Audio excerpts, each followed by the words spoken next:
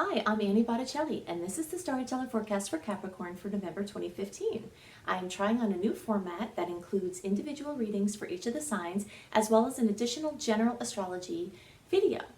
I recommend that you listen to both the general video and the individual video for your sign and your rising sign and your sun sign, because there's going to be pieces in each that are completely relevant to your total picture. This stuff is complicated, there's many layers of it, and so I'm trying to organize it a little bit more by talking about the general astrological transits that are going to affect everyone in the general astrology video, which you can find under Annie Botticelli November 2015 astrology, and then by going into just the specifics for each sign in the readings for each sign. For the many years I've been doing this, I have been doing it kind of jumbled all together, where I talk about some of the general transits and then some of the specific transits in each of the readings, but I'm going to try it this way. So definitely listen to all of it because there's exciting things going on in November.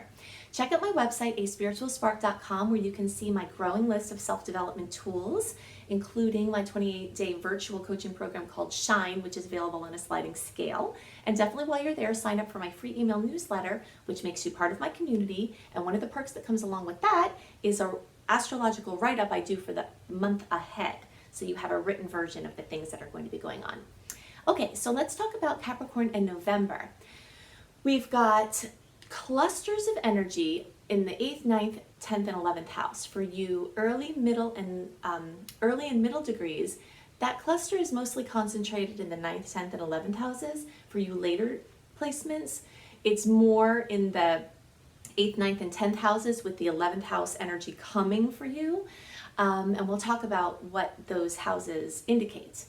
A general overview of the month of November is that we are free from the energy of the eclipses. Well, I don't want to say free from it. We'll say that the drama and the strongest part of the eclipse energy will have happened already. By the time we get into November, all the news would have been dished out, and more of a space of recovering into normalcy after the really good news or after the really bad news or whatever came in for the eclipses.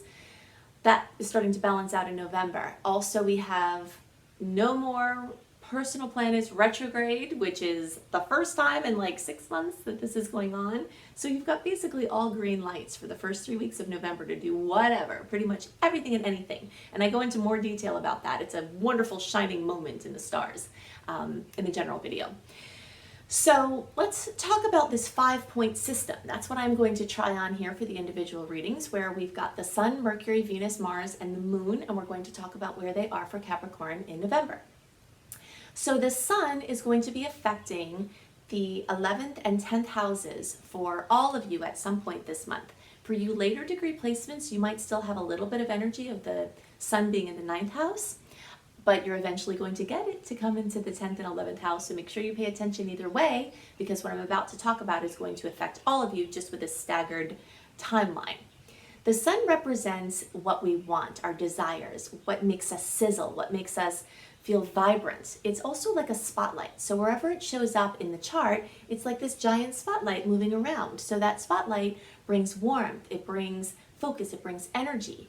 And sometimes it reveals problems or challenges to be overcome because you can see more in the light. So sometimes when you see things in the light, you say, oh gosh, that really needs to be dealt with. But either way, it's bringing focus to something. So the 11th house is the house of your big dreams.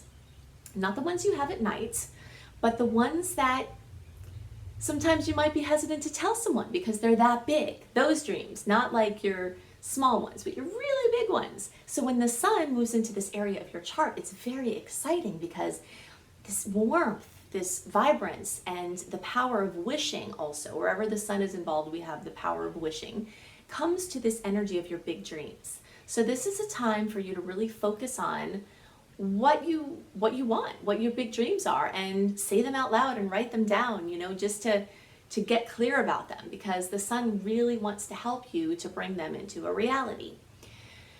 This 11th house is also the house of friends. Some people may experience more social events and more fun with their friends. They might meet a bunch of different people. It's a social energy, and this social energy can be manifested either online, the many different ways that can happen through social media, etc., or in person through parties and gatherings and other events. So we've got a lot of vibrance in this energy of groups and teams and organizations and humanitarian efforts and big, gatherings, however that looks for you in your specific circumstances. So this is also the house of the internet itself. So anything internet related, businesses that are internet related, fun things, creative projects that are related to technology. The reason why this is the house of the internet is because it's the house of technology, and the internet is one of those things. So it also rules any kind of inventions or inventiveness, period. So patents, getting patents on things, anything that rules technology or inventive things. For the 10th house energies, the sun lights up this sector of career and work and life purpose. So some of you, earlier degree placements, you already would have been having this very strong before, and you're more moving into the 11th house that we just talked about. But some of you are going to be very strong almost the whole month, if not the whole month, in the 10th house with the sun. And this 11th house stuff would be coming then for you later. The 10th house is career and work and life purpose. It also relates to things involving authority figures, father figures, your boss, whatever kind of things go on with the male types of energy in your life. So topics about career and work and what you want to be doing versus what you are doing, things involving your dad or father figures, that all has the spotlight on it. So for better or worse, you've got extra energy there, extra vibrance there. The 9th house, which some of you later degree placements will still have very strong for a while, or at least for a bit, it has to do with Sagittarius. And Sagittarius energy is the energy of teaching and learning and publishing and writing and public speaking, different countries, different cultures, different languages, international business. There's a spotlight on that energy. So any of the projects that you have that you're working on that relate to those sectors, if your work is international in basis, or anything related to different countries, languages, cultures, etc., you're going to have the spotlight there. This also relates to education programs or schooling, things like that. Or if you're a teacher, this would relate to your work. So then we've got Mercury, and Mercury is following this similar pattern here. It's going to be focusing on the 11th house and the 10th house, and for some of you, the 9th house, and in the same order because they're very close in the sky. So they're just kind of working together. And Mercury rules news and information, the sharing of information, the gathering of information, the taking in, the receiving of information. So wherever Mercury goes, it brings busyness also. It's mobility, it's action, it's busyness of information, busyness of movement. So that busyness moves into, for you early degree placements, which will be coming later for you middle and later degree placements, this Mercury moves into the 11th house. And the 11th house is all the things that we just talked about. So add the extra dimension of news and information and socializing and traveling and moving around to what we just discussed. When Mercury moves into moves through the 10th house, then you have news or information related to stuff with dad, stuff with your boss, stuff with your work, information about what you want to do with your life or what you're actually doing, anything having to do with your life purpose or your career. For some people, those are the same.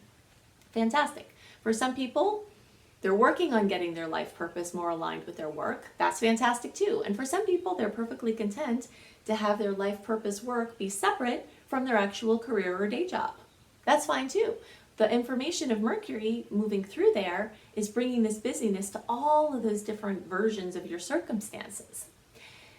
Then we have Venus and Mars, which are, again, very close in the sky, just like the Sun and Mercury are. And in fact, we start out the month with Venus and Mars making a conjunction. And this is a magical day, which I also talk about in the general reading, but I'm adding it here because we're honing in on the personal planets. So Venus and Mars are going to be highlighting the 9th and 8th houses for all of you. For you later degree placements, you'll have more of the focus in the 8th house. For you earlier degree placements, you'll have more in the 9th house, and you middle degree placements will be a mix between the two.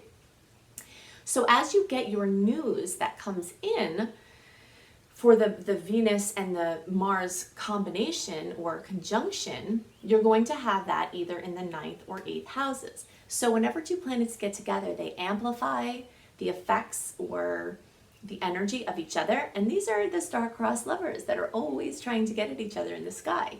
And they're not usually together in the sky. So at this point in time, they are. So Venus rules love and beauty and money and feminine energy, and Mars rules action and activity and male energy.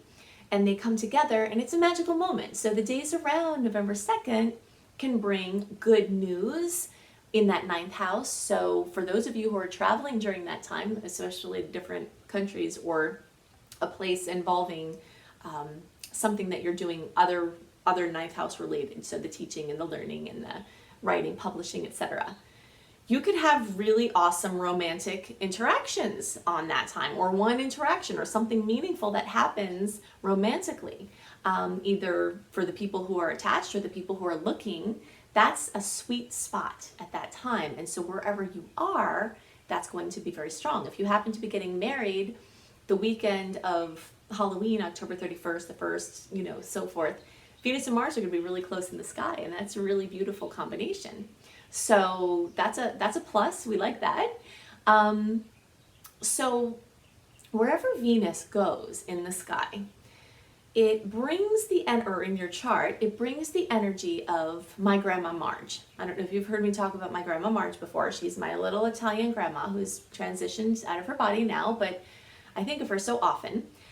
And whenever she would see me, she would, and even as a child, I was taller than her because she was a little person, a little, just a tiny little woman, who was very, very vibrant. And she would run up to me and put her hands up in the air and grab my face and kiss me on the mouth and be so excited. And she'd slip me money. And, this is the energy of Venus. So think of Venus like my grandma Marge, where she brings money, she brings harmony, she brings, meatballs. She would think I was too skinny all the time, and she'd have like money in one hand and she'd shove a meatball in my mouth with the other hand. This is, so it's like sustenance and nutrition and just that energy of being taken care of. That's what Venus brings. So wherever Venus goes, she brings that, and also talks about the aesthetics of things. So you could add in there that Grandma Marge would give me a nice dress, although I don't remember her doing that, but that's kind of the energy, something pretty, something warm, something yummy, all that affection. So you early degree placements are going to start to have Venus in your 10th house. The rest of you are going to have this coming, and it's going to be predominantly in the 9th and 8th house as we talked about. But this very early energy is going to come into the 10th house, and this is your house of career, work, and life purpose. And actually for some of you, you could have that conjunction happen in the 10th house of Venus and Mars. So that could be really good business news, really good work news, really good news for your life purpose. So when Venus comes to the 10th house, often it brings more money. It can bring employment opportunities if you didn't have them. It could bring advancement opportunities. It could bring recognition. It could bring love into the workplace. It could bring harmony into the workplace. So that energy for you early degree placements is also coming as a potential for the rest of you. So when Venus is in the 9th house, it brings love, beauty, money into the arena of different cultures, different languages, things having to do with teaching and learning, education. So if you are in education, that could bring more money to your trade. You also might have an opportunity to travel or interact with people from different countries with Venus there. Then for you late degree placements, the 8th house will have strong Venus energy. And Venus in the 8th house is one of the 2 partnership houses. So whenever you have Venus in the 8th house, it's like bringing harmony and love and money into your intimate circumstances or into your collaborations or business deals. So it's all just wonderful energy. This is also psychological pursuits, mysteries, studying esoteric things, so Grandma Marge is highlighting that house in the many ways that can look. That could mean you win some money, or some money comes to you, or your spouse's parents give you some money, or your parents give you some money, because that 8th house is the house of other people's money. You could get loan news. You could get funding for something. You could get positive credit news, clearing up of debt, things like that.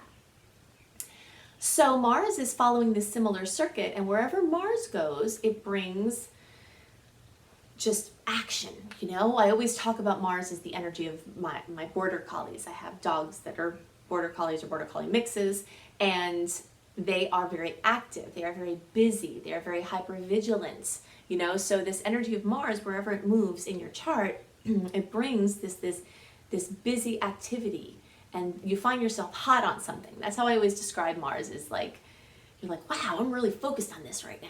And then you look in your chart and it's like, oh, well, Mars is there, of course, you know. And you only have Mars move through whatever house it's in once every 2-ish years. So wherever it's going to be, you haven't had that boost there for 2 years, and you're not going to have it again for another 2 years. So it's not like one of our outer planets that take forever to move around, but it's long enough that when it gets there, you know, you really want to capitalize on it because you can get a lot done. So again, you earlier degree placements will have this in the 10th house. Business, work, really focused on those kind of things. Career, work, life, purpose.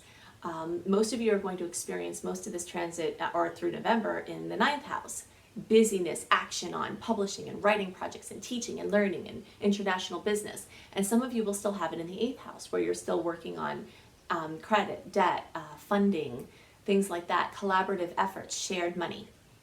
So the new moon is going to happen on November 11th, and it'll be at 19 degrees of Scorpio. Some of you will experience that in the 11th house, which we've talked extensively about. Some of you will experience that in the 10th house, which we've also talked extensively about. So in either case, the new moon is just another layer on top of everything else we talked about, that is this new chapter, this new opening, this fantastic time for seed planting. When you make wishes based on the sign and the house that the energy is in, your wishes have more of a chance to come true. It's like an extra boost. So when you make Scorpio-based wishes, which are all the things we talked about with the 8th house, because that's Scorpio rules the 8th house, then, you know, so joint ventures, collaborations, money, resources, debt, credit, things like that. Intimacy, also one of the houses of marriage. Then it just plants really deep seeds for those dreams coming true. And you have 10 new moon wishes that you can make. And then we have the full moon happening on November 25th. So fullness, completion, sometimes drama, sometimes something exciting finally happening that you've been working on.